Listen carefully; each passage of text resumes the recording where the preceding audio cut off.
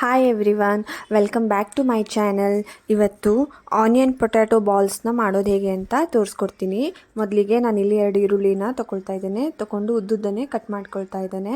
Cut ಮಾಡ್ಕೊಂಡಂತಹ ಈರುಳ್ಳಿನ ಈ ಥರ ಸಪ್ರೇಟ್ ಮಾಡ್ಕೊಳ್ಳಿ.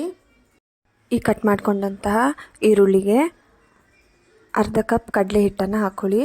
ಹಾಗೆ ಸ್ವಲ್ಪ ಅರಿಶಿನ, ಮೆಣಸಿನ ಪುಡಿ, ಜೀರಿಗೆ ಪುಡಿ, ಕೊತ್ತಂಬರಿ ಪುಡಿ, ಹಾಗೆ ಸ್ವಲ್ಪ ಉಪ್ಪನ್ನು ಹಾಕಿ ಚೆನ್ನಾಗಿ ಕಲಿಸ್ಕೊಳ್ಳಿ. ನೀರೇನು ಹಾಕಬೇಡಿ, ಹಾಗೆ ಚೆನ್ನಾಗಿ ಕಲಿಸ್ಕೊಳ್ಳಿ. ಈರುಳ್ಳಿಯಲ್ಲಿ ನೀರಿರುತ್ತಲ್ಲ, ಸೊ ಅದರಲ್ಲೇ ಕಲಿಸ್ಕೊಳ್ಳಿ. ಇದನ್ನು ಸೈಡಿಗೆ ತೆಗೆದಿಟ್ಕೊಳ್ಳಿ.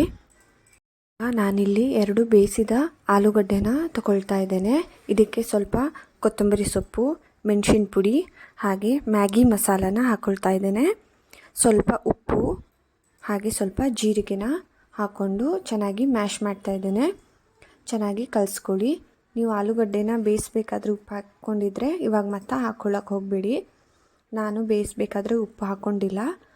ಈ ಥರ ಚೆನ್ನಾಗಿ ಕಲಿಸ್ಕೊಳ್ಳಿ.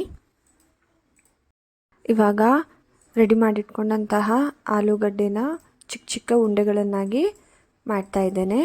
ಈ ಥರ ಉಂಡೆಗಳನ್ನಾಗಿ ಮಾಡಿ ಆಮೇಲೆ ನಾವು ರೆಡಿ ಮಾಡಿಟ್ಕೊಂಡಂತಹ ಈರುಳ್ಳಿ ಅದನ್ನು ಅದ್ರ ಜೊತೆ ಕೋಟ್ ಮಾಡಿ ಚೆನ್ನಾಗಿ ಪ್ರೆಸ್ ಮಾಡಿ ಈ ಥರ ಚೆನ್ನಾಗಿ ಕೋಟ್ ಮಾಡಿ. ಇವಾಗ ಆನಿಯನ್ ಪೊಟ್ಯಾಟೊ ಬಾಲ್ಸು ರೆಡಿಯಾಗಿದೆ. ನಾನು ಗ್ಯಾಸ್ ಮೇಲೆ ಎಣ್ಣೆನ ಬಿಸಿ ಮಾಡೋಕ್ಕಿಟ್ಟಿದ್ದೀನಿ. ಇದನ್ನು ಎಣ್ಣೆಗೆ ಹಾಕಿ ಡೀಪ್ ಫ್ರೈ ಮಾಡಬೇಕು. ಫ್ಲೇಮ್ ಮೀಡಿಯಮೇ ಇರಲಿ.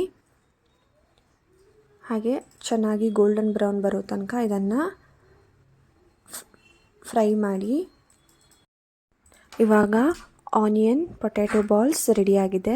ನೀವು ಇದನ್ನು ಈವ್ನಿಂಗ್ ಸ್ನ್ಯಾಕ್ಸ್ ಆಗಿಯೂ ಸಹ ತಿನ್ಬೋದು, ಇಲ್ಲಾಂದರೆ ಊಟಕ್ಕೆ ಸೈಡ್ ಡಿಶ್ ಆಗಿ ಸಹ ಯೂಸ್ ಮಾಡ್ಬೋದು.